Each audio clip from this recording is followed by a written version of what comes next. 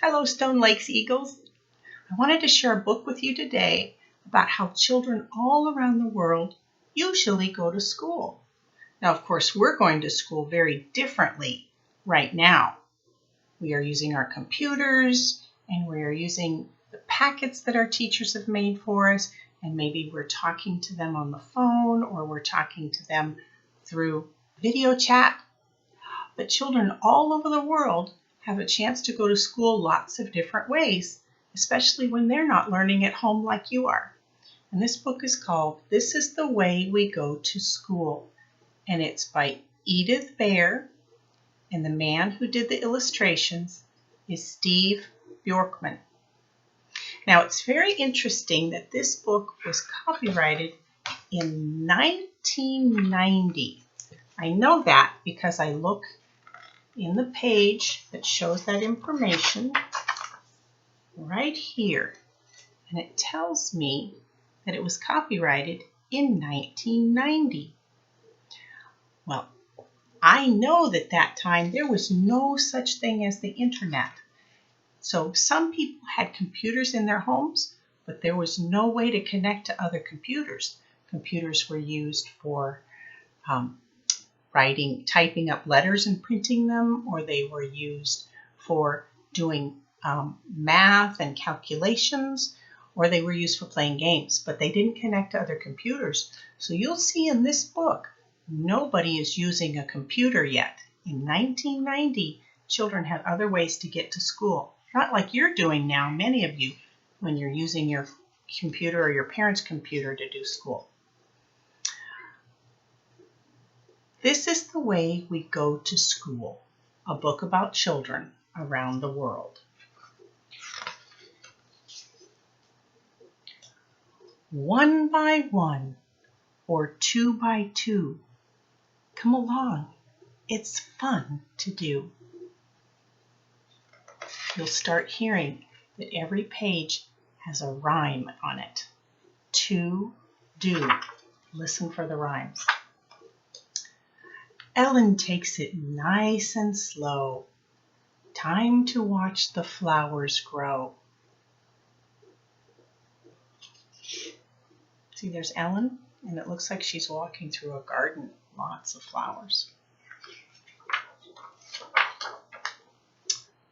Liz and Larry, as a rule, wear their jogging shoes to school. But at 20 minutes past, roller skates are twice as fast.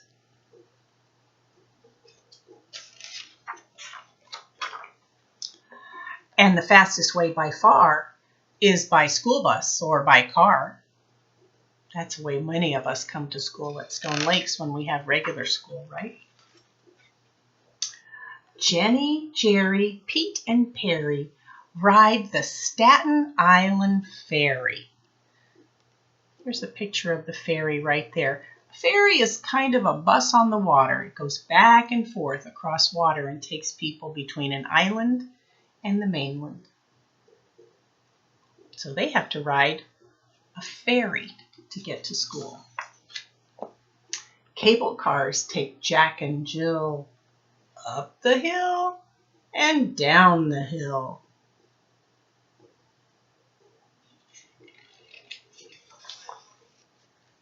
Michael and his friend Miguel see the rooftops from the L. So they get to ride a kind of a train that's up high, a little bit like the monorail at Disney, where the train is up high and you have to go upstairs to get on it. And then it takes you to your next stop where you need to go, and then you go down the stairs to the street.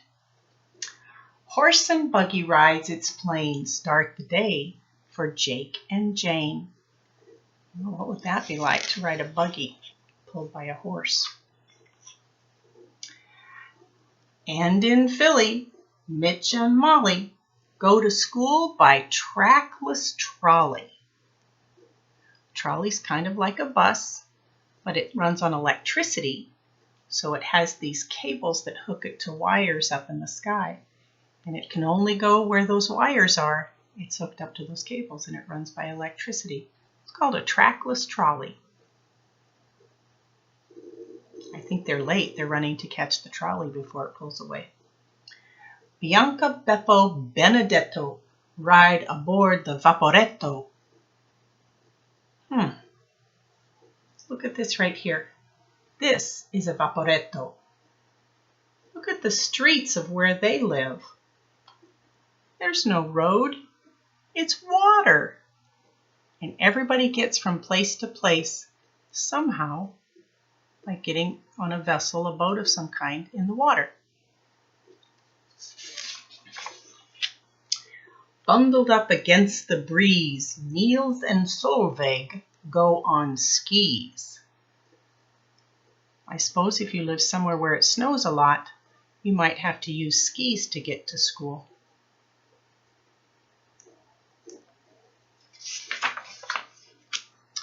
Palm trees help keep Ahmed cool on his sunny walk to school. Mira takes time out to play. School's a hop and skip away. When someone says it's just a hop and a skip, they mean it's very close. It won't take long. It's just a hop and a skip away. And watch Sepp and Heidi sail through the air from peak to vale. A peak would be the mountaintop, and the vale is the valley. What would that be like to ride this kind of a tram to go to school? A kingy leaves for school by train far across the mountain chain. Ooh. A kingy has a long way to go, so has to ride on a train to get there faster. Watch this.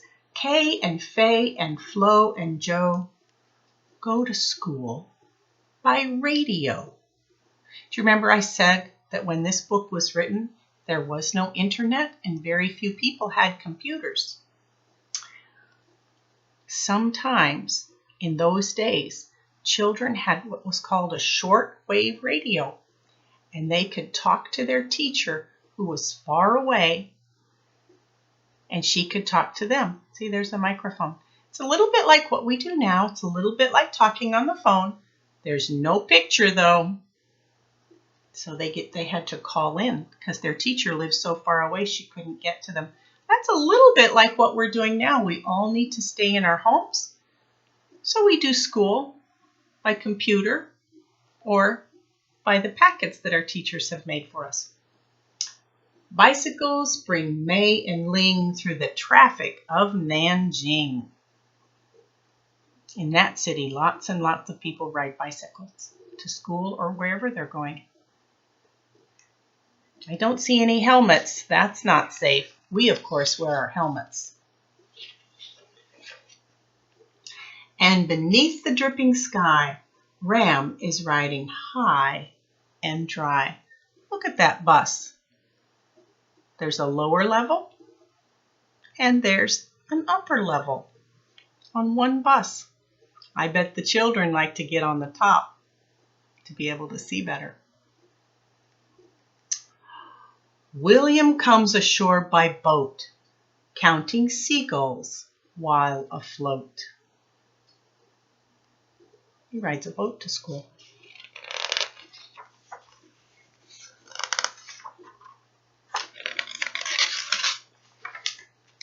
Carlos takes the town in stride. Luz prefers the countryside.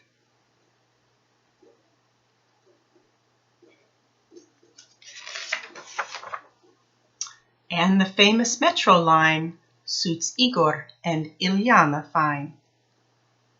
The metro is a train that goes underground. You go down an escalator or stairs and you wait for your train. You get on your train, you take it to your stop, you get off the train, and you walk upstairs or an escalator to get back to the ground. Most big cities have a metro. Go by copter, by skidoo, somewhere, sometimes, some kids do. That would be exciting. A helicopter to school or a snowmobile. That would be exciting. You come too. We'll look for you. What I love about this book is that in the back it says, "This is where we live," and it lists all the children and what city or country they're from. For instance, Ellen lives in Hawaii. She was the first one that was walking to school. And the Skidoo passengers live in Canada. And it tells where each one lives in what country or city.